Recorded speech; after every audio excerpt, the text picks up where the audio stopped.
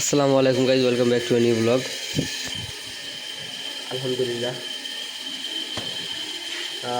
11তম রোজা আল্লাহর রহমতে পাশি রাখতে তো এই যে নামাজ পড়ে আসলাম আর কি।